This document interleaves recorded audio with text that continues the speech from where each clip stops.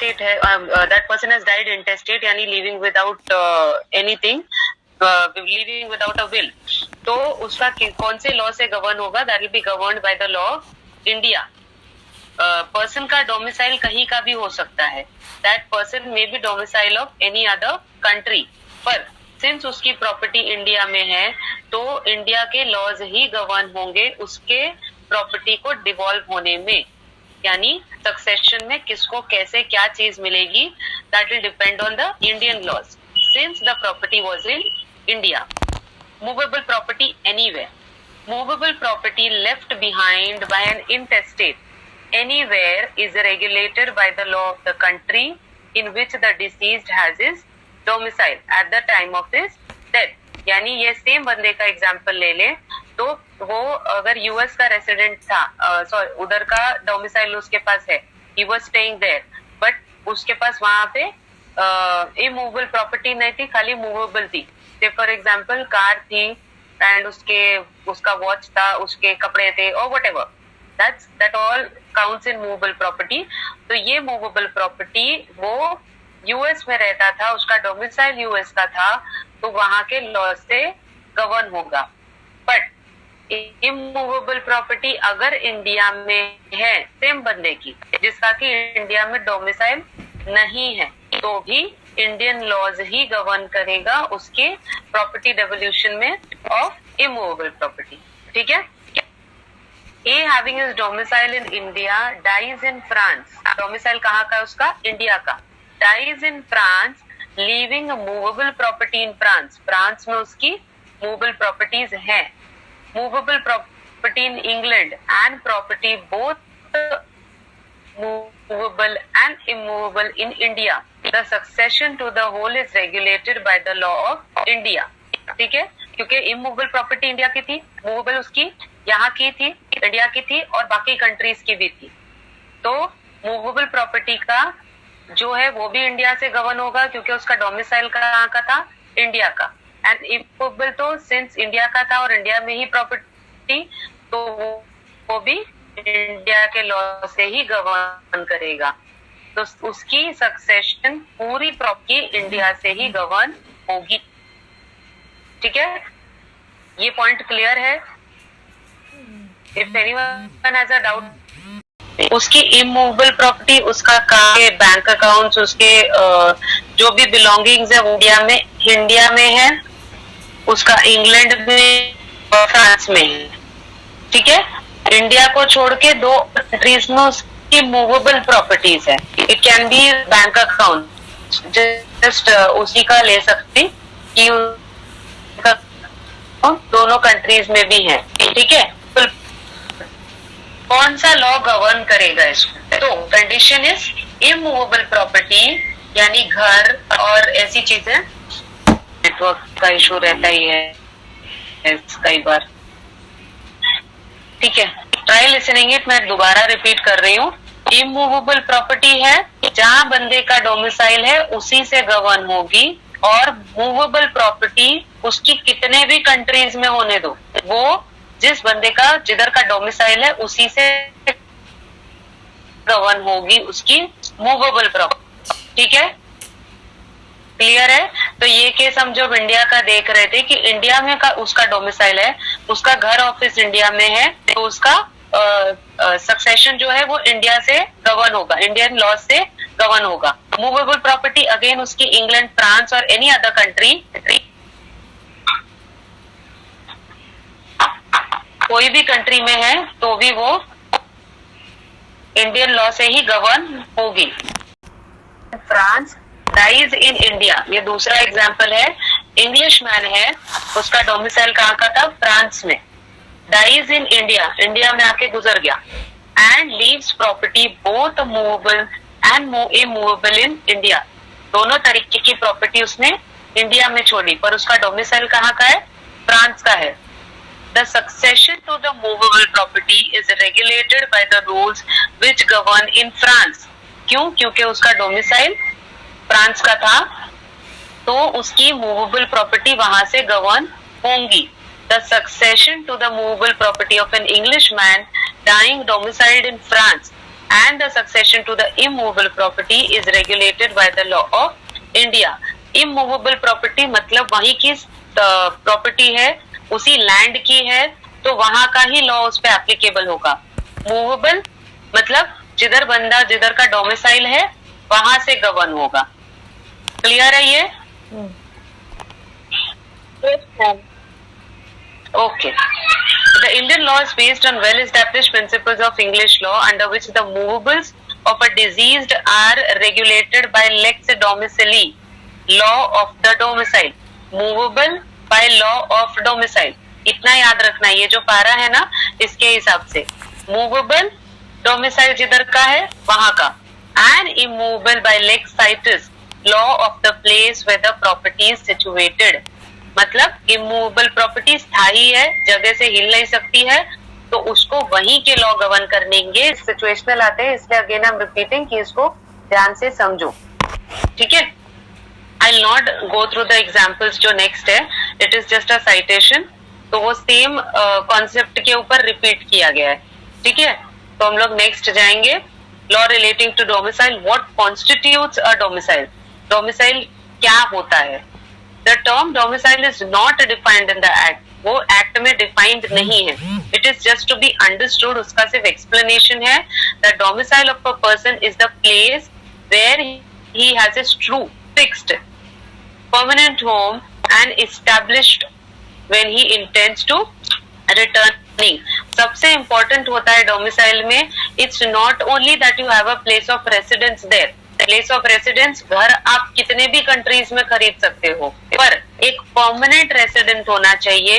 You should have proof regarding that permanent resident कि ये permanent resident है and इस कंट्री में ही you are intending to stay back. ठीक है, maybe you are staying, जैसे ये फिल्म स्टार्स के होते हैं, they have houses in many more countries, but उनका permanent resident is in India.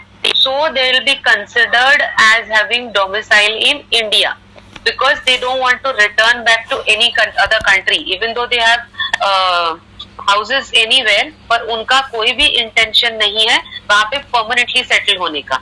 ठीक है, they'll permanently settle here. Intention to stay permanent somewhere, उसको domicile उस हिसाब से term करेंगे. ठीक है, तो दो चीजें essential है. First is residence and intention. Second is intention of making it a home of the party. It follows therefore that domicile may be acquired by residence, but residence is not a place does not necessarily make it a place of domicile, in as much as mere residence without any intention of making it permanent home would not be sufficient. यानी domicile में सबसे important होता है intention. Residence के साथ में intention of being of staying there permanently. Okay, thus a person can be said to acquire a new domicile only if he proves two things. दो चीजें प्रूव करेगा. पहला, fact of residence in that country, a fact कि मेरा घर यहाँ पे है. Second, animus munendi, that is an intention to stay where there permanently or indefinitely. तो ये उसको किसी भी कंट्री का अगर डोमिसाइल लेना है तो ये दो चीजें उसको प्रूफ करनी पड़ेगी. पहला, that he has bought a house there, a place of residence, and second कि he intends to stay there forever. तो ही उसको डोमिसाइल मिलेगा. ठीक है, नेक्स्ट इज ये डेफिनेशंस हैं अलग अलग लोगों के. I just go to the third para क्योंकि वो चीजें रिपीटेड है. As regards the duration of the residence, no hard and fast rule has been laid down by the courts. If the intention of permanently residing in a place exists, a residence in pursuance of that intention, however short, will establish a domicile. तो next question definitely crop up होता है कि कितना duration होना चाहिए अपने आप को प्रूफ करने के लिए कि हम यहाँ पे परमानेंट रह रहे हैं.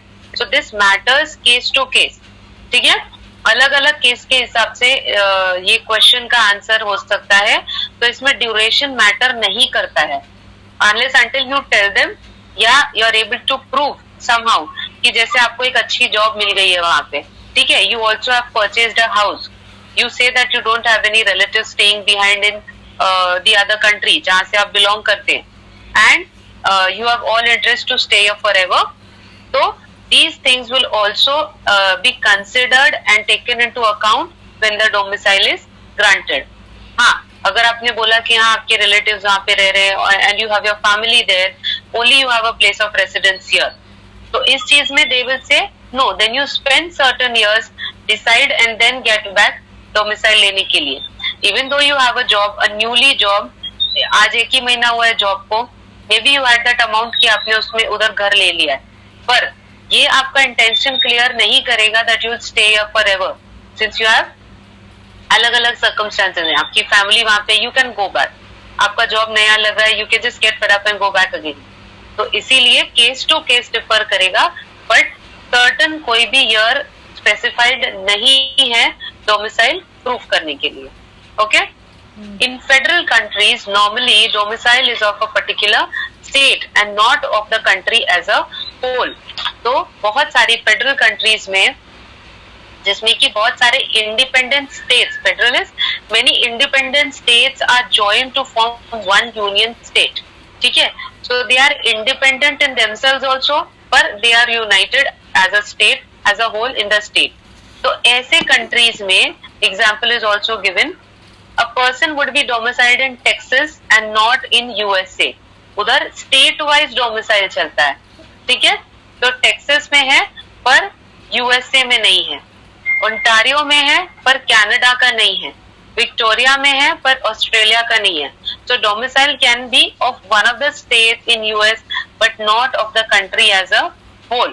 ठीक है? तो ये फेडरल स्टेट्स में चलता है, इंडिया में ऐसा नहीं है. इंडिया में there is only domicile of the country, not of particular states. Next पारा में यही लिखा हुआ है. तो this was decided in one of the cases in 1955 in Joshi versus state of Madhya Bharat. The supreme court observe that apart from Indian domiciles, there can also be domicile in a state. A similar view had also been expressed by the Bombay High Court in the same year in Radhabai versus State of Bombay. ये ऐसा एक पहले case में हुआ था, बाद में decisions को उल्टा कर दिया. However, in a later decision in 1957, the state versus Narayan Das Mangilal Daimi, the Bombay High Court gave a judgment to the effect that can be no domicile in a state of India. It is observed that it is a total misapprehension of the position of law in India to talk of a person being domiciled in a province or in a state. Person can only be domiciled in India as a whole. ठीक है? It is interesting to note that the decisions of the Bombay High Court came after the earlier Supreme Court decision, which held to be the contrary. पहले Supreme Court ने decision दिया था, पर फिर भी High Court ने उसका contrary decision दिया, पर फिर सुप्रीम कोर्ट ने उसको नोटिस में नहीं लाया एंड द डिसीजन कंटिन्यूड. ठीक है? तो वैसा ही चला आ रहा है अभी भी. Importance of domicile. The importance of domicile in the law of succession is due to the rule of private international law that while rights over immovable properties are governed by the law of the country. यानी ये जो succession rights हैं, domicile इसीलिए important है कि immovable property का जो लेन then होता है उसको कैसे करेंगे. तो ये सेम है लेक्स साइटस, जहाँ पे प्रॉपर्टी सिचुएटेड है वहां का अगर डोमिसाइड है, जहाँ पे प्रॉपर्टी सिचुएटेड है वहीं से वो गवर्न होगी. Succession to movable both testate and intestate is governed by the law of the country. Testate and intestate यानी बंदे ने अगर विल बनाया है और उसने अगर विल नहीं बनाया है. ठीक है? Had he given certain properties पहले before he dies और after he dies, both are governed जहां पे वो प्रॉपर्टी है वहां की. ठीक है? This universal rule is adopted in Section 5 of the Indian Succession Act. Every person must at all time possess a domicile. Supreme Court का ये बोलना है. The law of the country says that every person must have a domicile. Place of residence नहीं रहेगा, एक जगह का चलेगा, पर डोमिसाइल होना जरूरी है. क्यों? क्योंकि अगर बंदा गुजर जाता है विदाउट मेकिंग अ विल और विदाउट ट्रांसफरिंग हिज एसेट्स, तो उसको रूल को पता करने के लिए कि कौन गवर्न करने का domicile is necessary. Therefore every individual must have a domicile. ठीक है? This was stated in Central Bank of India versus Ram Narayan. Supreme court का व्यू इसमें ही आया था. Okay, will go to the next. Kinds of domicile. There are 3 kinds of domicile. इतना clear है जितना ऊपर हो गया? क्या डोमिसाइल होता है और उसका इंपॉर्टेंस क्या होता है? Kinds of domicile. There are 3 kinds of domicile. Domicile of origin, place of birth, 6 to 8, section 6 to section 8. Second, domicile by choice, section 9 to section 13. Domicile by operation of law, section 14 to section 18. Now, although a person may have more than one domicile for some limited purposes of succession to movable property, he has only one domicile. Section 6 therefore lays down that a person can have only one domicile for the purposes of succession to his movable property. This section is based on the English case. तो किसी किसी को ही authority मिलती है कि domicile एक से ज्यादा रख सकते हैं, पर वो डोमिसाइल भी फॉर लिमिटेड पर्पस होता है. परमानेंट डोमिसाइल या डोमिसाइल एक ही कंट्री का होगा, पर अगर रिक्वायरमेंट हो भी गई तो स्पेशल परमिशन से ओनली फॉर फ्यू पर्पसेस एक और डोमिसाइल बंदा रख सकता है. ठीक है, डोमिसाइल ऑफ ओरिजिन पे जाएंगे. Domicile of origin is a legal tie which binds a person at the moment of his birth. यानी जो डोमिसाइल आपको बर्थ से मिलता है, जब आप पैदा होते हो तो वो डोमिसाइल आपको जो मिलता है, दैट्स डोमिसाइल ऑफ ओरिजिन. और वो डेफिनेटली कहां से मिलेगा? पेरेंट्स के वजह से. It is a settled principle that no man can be without a domicile, and the law attributes a domicile to every child as soon as he is born. तो जैसे ही वो उसका बर्थ होता है तो वैसे ही वो डोमिसाइल उसे मिल जाता है. The domicile which a person acquires at the time of his birth is known as his domicile of origin or by birth. ये भी 3 sections में है. सेक्शन 7, 8 एंड अगेन सेक्शन 7 में लेजिटिमेट चाइल्ड का पार्ट है. Depends on the domicile of origin of a child depends on whether such child is born legitimate, illegitimate और posthumous. Posthumous child क्या होता है? जिस बच्चे का फादर गुजर जाता है before his birth. When the father dies before the birth of child is known as posthumous child. ठीक है, लेजिटिमेट इलेजिटिमेट सबको पता ही है. तो when the child is born, in 3 category में वो कहाँ पे आ रहा है उसके हिसाब से उसका डोमिसाइल तय किया जाएगा. ठीक है, तो domicile of origin of a legitimate child is in the country in which his father was domiciled at the time of his birth. जहाँ पे बच्चे के फादर का डोमिसाइल है वहीं पे बच्चे का डोमिसाइल बाय ओरिजिन हो जाएगा if he is a legitimate child. Okay, example, at the time of the birth of A, his father was domiciled in England. A's domicile of origin is in England, whatever may be the country in which he was born. England का वो उसके father का domicile है. बच्चा अगर India में born हो गया है तो भी उसका डोमिसाइल बाय ओरिजिन इंग्लैंड का ही रहेगा. ठीक है, for a legitimate child. Illegitimate child. हाँ. Sharvil, I have one question. Yes, sir. So then, as per this definition, then what is the difference between a citizenship and a domicile? Domicile, again, citizenship is you'll have other privilege as a citizen of that country. Domicile is considered or is necessary only for the succession right. Like if you die intestate, then what property and how will it be governed?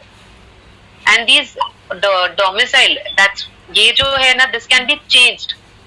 Citizenship ने आपको बहुत सारी चीजें और भी देनी रहेंगी and the country has to adopt you कि हाँ it's okay if you stay there as they are resident.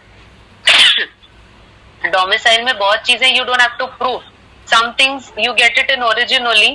इसको आप चेंज कर सकते हो बाय योर चॉइस. अब बाकी जब पढ़ेंगे तो सिटीजनशिप्स के राइट्स इंटायरली डिफरेंट होते हैं. डोमिसाइल पहले ही बताया कि इसका importance is only for succession rights, कि रूल ऑफ सक्सेशन आपका प्रॉपर्टी कैसे डिवॉल्व होगा उसके लिए. Okay. Okay. Thank you, ma'am. Okay? Yeah. So at the time this was done, illegitimate child, the domicile of origin of an illegitimate child is in the country in which his mother was domiciled at the time of his birth. illegitimate child का जहाँ पे उसकी mother का domicile होगा तो बच्चे का domicile automatically वहीं से ले लिया जाएगा, that he belongs to that country. Thus, a mother whose domicile is in England gives birth to an illegitimate child in India. The domicile of origin of the child is English. ठीक है? Posthumous child when the father is dead before the child's birth. The domicile of origin of a posthumous child is the country in which his father was domiciled at the time of father's death. It may be noted that under English law का different है, the rule is different. There a posthumous child gets the domicile of the mother at the time of child's birth. अगर England का अगर ये case है कि father is dead तो उधर मदर का डोमिसाइल कंसिडर किया जाता है और इंडिया में फादर का डोमिसाइल ऐसे कंसिडर किया जाएगा when the father is dead. Okay, जो नीचे का पॉइंट है is repeated. It is also to be remembered that once the domicile of origin is asserted in law, it adheres to the person until such person acquires another domicile either by choice or by operation of law. तो अगर आपने domicile नहीं change किया है तो it will be believed and followed that you have the domicile of origin unless until you have changed. ठीक है, तो इसके 4 essentials है. आप लोग प्लीज वापस कंटिन्यू करना सेम लिंक पे जाके. Time is running out 10 minutes में, so we'll just continue. 4 essentials है. No person can be without a domicile. No person can simultaneously have more than one operative domicile. A domicile denotes a person connection with a territorial system of law. The law presumes the continuation rather than a change of existing domicile. तो किसी को presumption करना है तो वो यही करेगा कि until you have changed, उसको presumption would be your domicile of origin. ठीक है? Domicile by choice, ये इसका सेकंड पार्ट है, सेकंड टाइप है, that's section 19 to section 13. Domicile of choice is the domicile which a person of full age and sound mind acquires by voluntary choice. Condition is person is of full age and domicile and sound mind acquires by a voluntary choice. और उसकी खुद की मर्जी से by his choice he has changed his domicile or adopted another domicile. A person acquires a domicile of choice when he resides in a country with the intention of residing there permanently or indefinitely. ये मैंने आपको पहले भी बताया that you've taken a job elsewhere, you don't want to return back to your country, that's your domicile of choice. Then you definitely demand from that country कि वहाँ का आपको domicile मिल जाए. Thus, 2 factors are necessary for acquiring a new domicile: actual residence, factum, and intention to stay there permanently or indefinitely. ठीक है? Fact of residence और intention to stay there. इसमें भी वही जरूरी है. ठीक है? आप बस इसको अपनी चॉइस से चेंज कर सकते हैं. Acquisition of domicile by choice. इसको कैसे एक्विजिशन करते हैं, यानी कि कैसे आपको ये मिलेगा, अक्वायर कैसे आप करेंगे डोमिसाइल ऑफ चॉइस. पहला है by fixed habitation. A man acquires a new domicile by taking up his fixed habitation in a country which is not his domicile of origin. दूसरे का किसी country में explained already. However, a man is not to be deemed to have taken up his fixed habitation in India merely by reason of his residing there in the civil, military, naval or air force service of the government or in the exercise of any profession or calling. तो अगर आपको किसी job के रहते वहां पर रहना पड़ता है, such kind of job, civil में, मिलिट्री में, नेवल में, एयरफोर्स में और एनी गवर्नमेंट रिलेटेड जॉब, जो ये एम्बेसडर्स होते हैं अपने दूसरे कंट्री में जाके रहते हैं, तो वो वहां पे रह रहे हैं, दैट डजंट मीन कि वो वहां पे परमानेंटली रहने वाले हैं. ठीक है? They only have a job there तो if their intention is to return back, तो इसके अंदर इंक्वायरीज आर नेसेसरी कि डोमिसाइल बाय चॉइस उन्हें चाहिए या नहीं. ठीक है. So it is to be remembered that the law always presumes against a change of domicile, and it is on the person who relies on a change of domicile to prove his intention. Intention proof करना पड़ेगा. Abandoning his existing domicile, सबसे primary और सबसे important तो यही है कि आप जहाँ पे पहले रह रहे थे वहां का डोमिसाइल आपने अबैंडन कर दिया है और छोड़ दिया है. Adopting the new domicile of choice, दूसरा अडॉप्ट करने के लिए आप रेडी हो. In such cases, in the absence of any express intention, यानी written में, the length of the residence is a factor which a court will consider for inferring an intention to make a fixed habitation. Fixed habitation के लिए definitely court will consider कि आपका time period वहाँ पे रहने का अभी कितना हुआ है. ठीक है. तो जितना बड़ा period रहेगा, it will be easier for you to prove the same. However, if residence is coupled with an intention of returning to one's homeland, it will not be a ground for inferring change of domicile. However, long the residence may be. Like one of my relatives have just given an example. He is staying there for around about 15 years now. ठीक है, in some other country. पर उधर 15 साल is a long term. पर again he intends back to come here. तो ऐसे case में कितना भी लंबा पीरियड होगा तो डोमिसाइल कंसिडर वहां का नहीं मिलेगा. ठीक है. Because he has his property, he has his family here, और यहाँ पे भी प्रॉपर्टी है और उसका इंटेंशन यहाँ पे आने का है, तो फिर ऐसे बंदे को नहीं मिलेगा. पर अगर टाइम पीरियड छोटा है, से फॉर अ ईयर और 2 उधर हुआ है, बट यहाँ का उसने डोमिसाइल ऑफ ओरिजिन का सारा कुछ अबैंडन कर दिया है, तो वहां पे मिल भी सकता है. ठीक है. तो ड्यूरेशन ऐसे विद द इंटेंशन कंसिडर किया जाता है while granting the domicile. Thus, the length of residence by itself is not conclusive. Illustration, example, इससे समझ में आएगा. A whose domicile of origin is in France comes to reside in India under an engagement with the central government for a certain number of years. Government के काम से वो यहाँ पे आया है for a number of years. Contract होगा कि यहाँ पे रुकना है. If it is his intention to return to France at the end of that period, he does not acquire a domicile in India. यही एग्जाम्पल मैंने दिया था अभी, मिलता जुलता. And second, A whose domicile of origin is in England proceeds to India where he settles as a barrister or as a merchant, intending to reside there during the remainder of his life. यानी उसका intention यहाँ पे है हमेशा रहने का, तो his domicile now is India, उसको यहाँ का डोमिसाइल मिल जाएगा. ठीक है. आई just go through one illustration, आप लोग बाकी का रीड करना एंड लेट मी नो अगर कुछ भी इसमें डाउट आ रहा है तो.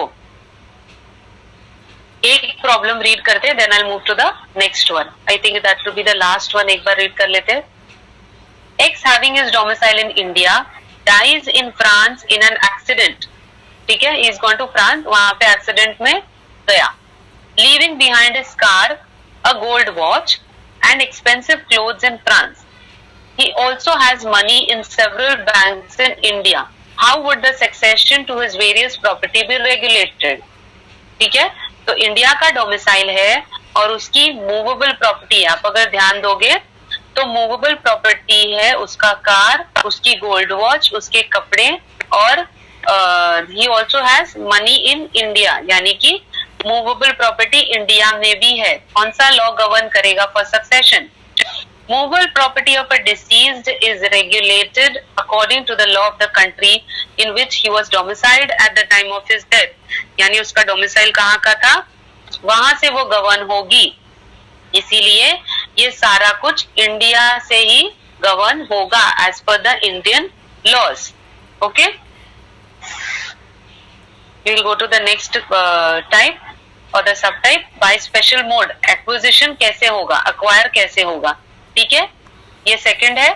एनी पर्सन में acquire a domicile in India by making and depositing in the appropriate office in India appointed in this behalf by the state government a declaration in writing under his hand of his desire to acquire such domicile. यानी आपको कहीं का domicile चाहिए, किसी भी state का, किसी भी कंट्री का, तो you will give it in written. आप उसको रिटन में लिख के दोगे आपका इंटेंशन, ठीक है, आपका declaration that you are not going to go back, you are going to stay here forever, इसीलिए एक declaration. However, the person should have been a resident in India for 1 year immediately preceding the time of his making such declaration. ये declaration बनाने के time पे उसे कम से कम 1 साल तक इंडिया में रहना जरूरी है, ठीक है। But a person who is appointed by the government of one country to be an ambassador, council or other representative in another country does not acquire a domicile in the latter country by reason only of residing there in pursuance of his appointment. तो ये पहले भी बताया मैंने कि किसी government के काम से अगर आपको कितना भी लंबे समय दूसरे कंट्री में रहना है तो भी this declaration will not be enough. ये दिस वुड नॉट सफाइस कि आप डिक्लेयर करो कि मुझे मेरे गवर्नमेंट के काम से यहाँ पे रहना है तो मुझे यहाँ का भी डोमिसाइल दे दो। No, you will not get, because you are working for your country and someday you can go back. Okay? Nor does any other person acquire such domicile by reason of residing there with that person as part of his family or as a servant. The domicile of origin prevails until a new domicile has been acquired and a new domicile continues until the former has been resumed or any other new has been acquired. तो ये चक्कर है। अब पहले का ही consider करेंगे जब तक आप नया नहीं बनाते। नया विल बी कंसिडर्ड अंटिल आप और भी चेंज नहीं करते या you go back to your domicile of origin. ठीक है, क्लियर है? ये दोनों पॉइंट्स क्लियर है?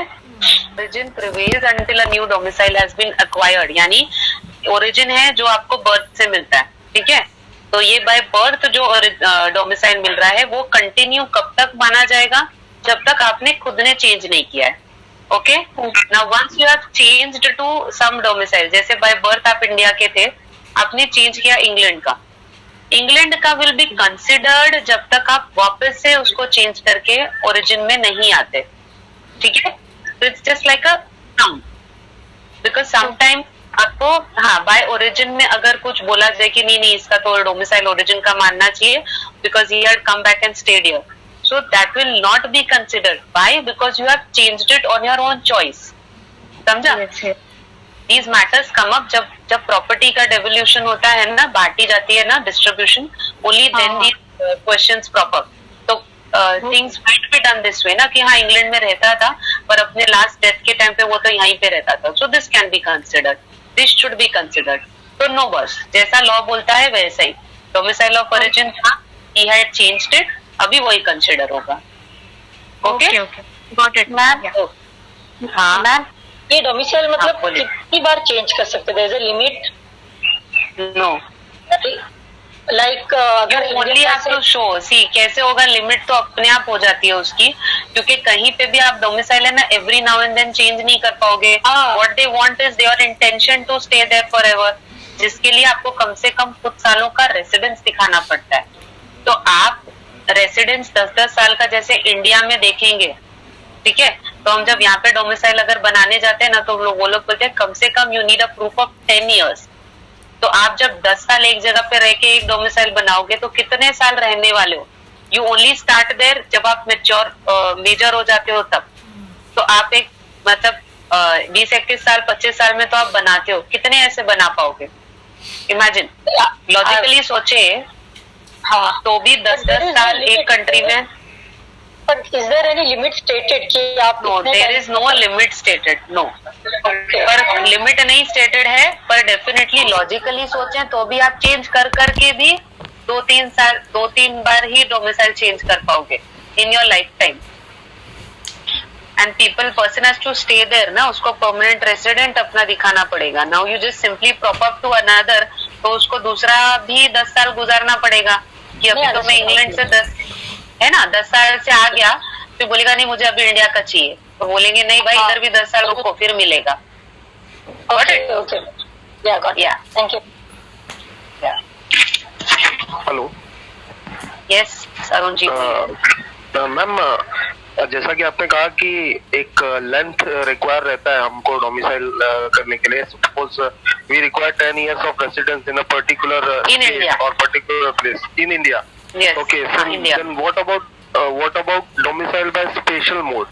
तो यहाँ पे तो एडवांस में ही हम डिक्लेरेशन इसीलिए तो है ना, वही तो मैंने कहा स्पेशल मोड है ना ये, इसीलिए तो जी। दिया हुआ है ना। तो ये स्पेशल डिक्लेरेशन, स्पेशल परमिशंस मिलती हैं आपको, नॉट नेसेसरी कि आपको 10 साल सबको 10 साल रुकाया जाएगा, ठीक है। जी, जी, जी, there are okay. Special permissions आपको, जो ये है ना, आपको आगे पढ़ाएंगे ना ऑपरेशन ऑफ लॉ, उसमें ये चीज, ये आपका जो पॉइंट है वो उसमें क्लियर होगा। आपको स्पेशल परमिशन लेनी पड़ती है। जी, yes yes, it can be applicable. ऐसा कोई अलग अलग लोग नहीं होते हैं, ओनली कि हाँ। आपका केस स्पेशल हो जाएगा। ओके, क्लियर है? This is like public in general है, उसमें से ही रहेंगे बंदे, पर केस उसका अलग हो जाएगा कि क्यों उसे शॉर्ट टाइम स्पैन में दिया जा रहा है domicile. okay, there should be a valid reason. There should be a valid reason. Absolutely yes, Okay, there should okay, be okay, some valid समझा। रीजन। इतना अर्जेंसी दिखानी पड़ेगी जी, आपको, मैं वही कंफ्यूज हो गया मैम आपको कि चाहिए। जी, मैं वही कंफ्यूज हो गया कि जब स्पेशल मोड से मिल रहा है तो एक 1 year ही खाली उसको प्रीसीडिंग बताना है, तो फिर नॉर्मल केस से क्यों लेने जाए? नहीं, ये हर एक को ऐसे नहीं, देने मैं समझा लगे, ना कि डोमिसाइल बांटने लगे। There must be valid reason. There should be valid reason, ठीक है। Okay, thank you ma'am, thank you. हाँ, आपको ये डिक्लेरेशन देना पड़ता है, basically stating your reasons and all the proof tested. आपको गवर्नमेंट में ही जाके देना पड़ता है, टू द स्टेट गवर्नमेंट, जो भी अपॉइंटेड है बंदे का। नहीं तो नॉर्मली तो कैसे कोर्ट में जाके आप डोमिसाइल ले सकते हो ना, नॉर्मल एप्लीकेशन या फॉर्म भर के, पर इस केस में नहीं, आपको स्पेशल डिक्लेरेशन स्टेट गवर्नमेंट में जो बंदा अपॉइंटेड है इस चीज के लिए, उसे जाके अलग से देना है। Permission granted, then you can follow the procedure. Okay, clear है यस मैम. अरुण जी? ठीक है, क्लियर है? यस, बढ़े हाँ आगे? जी, हाँ जी, बिल्कुल बिल्कुल. ओके, ठीक है। Domicile bye operation of law, domicile of dependence. Domicile bye operation of law, domicile of dependence means the domicile of dependent persons, ठीक है। इसमें लोग जो एक बंदा दूसरे पे डिपेंड, ये कैटेगरी में कौन आ जाएंगे? पहले तो माइनर आ जाते हैं, छोटे बच्चे, whose domicile is dependent on the changes with the domicile of parents minor का भी अकॉर्डिंग टू दैट चेंज हो रहा है. The three categories of person whose domicile is asserted in this manner under the Indian Succession Act are minors, married women and insane persons. ठीक है, इसमें again minor होते हैं, मैरिड वुमेन होती है और इंसेन पर्सन होते हैं, पागल लोग. मैरिड वुमेन पे मुझे पता है कि वुमेन भड़क जाती है, पर still you have to read it, थोड़ा सा शांति रख के पढ़ना पड़ेगा. ठीक है, माइनर के लिए पहले जाएंगे, that is section 14 and 17. A minor cannot acquire a new domicile, but his domicile follows the domicile of his parents. जहाँ पेरेंट्स का है वही माइनर का है. From whom he derived his domicile of origin, that is father, mother, और as the case में भी, जो हमने पहले किया, legitimate, illegitimate या posthumous child का, depending on that, जिधर भी पेरेंट्स का डोमिसाइल है वहां पे बच्चे का है. However, the minor's domicile does not change with that of his parent in the following 3 cases. कब नहीं होगा बच्चे का साथ में? First, if he is married, or if he holds any government office or employment, or if he has set himself up in any distinct business with the consent of his parent. अगर बच्चे ने खुद minor होते हुए शादी कर ली है. Second, if he holds any government office और एम्प्लॉयमेंट, अगर उसका ओके वील स्टार्ट कि माइनर ने, अगर we were on the point that if he is married, अगर उसने गवर्नमेंट का कोई ऑफिस या एम्प्लॉयमेंट लिया है, और he has set himself up in any distinct business with the consent of his parent, यानी उसने कोई बिजनेस स्टार्ट कर लिया है पेरेंट्स के कंसेंट से कहीं और का, तो यहाँ पे उसका डोमिसाइल पेरेंट्स के साथ में चेंज नहीं होगा. In England also, a minor's domicile followed that of his parent until 1974. The only exception to the rule was the case of a female minor who got married. She took a husband's domicile. England में भी ऐसा ही था कि जब भी female की शादी हो जाती है उसके बाद में वो माइनर का हस्बैंड का डोमिसाइल उसका चलता है, ठीक है। However, the domicile and matrimonial proceedings in 1973, which came into first force in England on 1st January 1974, now provides that a child becomes capable of having an independent domicile as soon as he attains the age of 16 or wherever when he or she marries, whichever is earlier. जब शादी कर लिया तब से अपना domicile follow करेंगे। ये England का रूल है, इंडिया का नहीं, और या तो 16 years का। As regards adopted children, the rule is that such a child is to be treated as if he had been born to the adopter in wedlock. He takes the adoptive parent's domicile and his domicile also changes with the adoptive parent. और ये यहाँ पे adoptive child होते हैं तो वो again will be considered as parents, मतलब natural born child, और उनका डोमिसाइल भी पेरेंट्स के हिसाब से ही चेंज होगा। Married women, bye marriage a woman in India acquires the domicile of a husband and as long as she is married to him, it follows the domicile of a husband. That is, she automatically changes her domicile whenever her husband changes his. तो जब भी husband का change हो जाता है तो married women का automatically change हो जाता है as per law. In other words, a married women is deemed incapable of having an independent domicile of her own. तो लॉ ऐसा कंसिडर करता है कि उसकी खुद की इंडिपेंडेंट डोमिसाइल लेने का कुछ भी मतलब नहीं है। However, there are again 2 exceptions, उसके भी 2 exceptions हैं जहाँ पे वो हस्बैंड का डोमिसाइल फॉलो नहीं करती है। कौन से है? When they are separated by an order of a competent court, definitely शादी ही नहीं है तो हस्बैंड को फॉलो करके मतलब नहीं है। Second, if the husband is undergoing a sentence of transportation, that is imprisonment. Husband अगर चोर है तो वो प्रिजन में है तो definitely wife will not like to follow husband's, ठीक है, तो वो अकॉर्डिंग टू दैट चेंज कर सकती है। इंग्लिश लॉ हम लोग नहीं पढ़ेंगे, will directly go to the insane person. An insane person, like a minor, cannot acquire a new domicile except by following the domicile of another person under whose care he is. तो ये तो natural है and logical भी है कि बंदा जिसको खुद की ही समझ नहीं है तो उसको अलग से डोमिसाइल देके there is no point.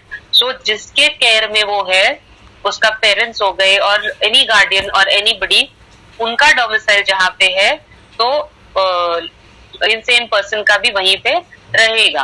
Thus, if the lunatic is a minor, his domicile will change with that of his parent. अगर minor है तो parents के साथ, if she is a married woman तो husband के साथ, ठीक है।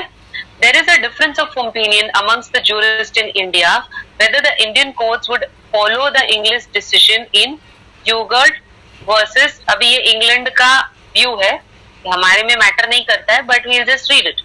Which lays down that if a lunatic is a major and has a guardian or a custodian, his domicile remains static and cannot be changed by such guardian or custodian taking a new domicile. तो ये England का view है, इसका हमारे life में कुछ लेन then नहीं है, बिकॉज इंडिया का जो ऊपर है we'll have to follow that कि lunatics और insane person का domicile will remain the same as the person who is taking care of the lunatic person. ठीक है।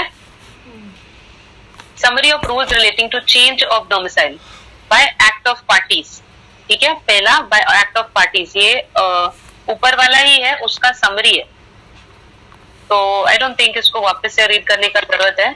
एक पहला बाय फिक्स कैपिटेशन है, then second is by operation of law, married women और lunatic का, ठीक है। लास्ट का एक प्रॉब्लम है, वो रीड कर लेते हैं। India's ambassador to Russia marries a girl of Russian domicile. Child is born to them at Moscow. What will be the domicile of the child? India का ambassador है, रशिया में रहता है, रशियन लड़की से शादी कर लिया and a child was born. Okay? उसका domicile बच्चे का क्या रहेगा? The domicile will be domicile of origin, that is the domicile of the father, since the child was a legitimate child, तो उसका ओरिजिन का डोमिसाइल ऑफ ओरिजिन बच्चे का क्या हो जाएगा? इंडिया। जो कि उसके फादर का था eight the time of birth of the child. By being India's ambassador in Russia, the father retained his Indian domicile as he had presumably no intention to settle down in Russia. So the child will have an Indian domicile. The place of the birth of the child is not relevant. ठीक है, तो यहाँ पे domicile of origin father का हो जाएगा क्योंकि वो एम्बेसडर था इंडिया का, उसको वापस इंडिया आना था. उसने कोई भी ऐसा इंटेंशन नहीं बताया था that he is going to stay back in Russia. Clear है? Topic is over. Any doubts regarding anything पूछ लीजिए.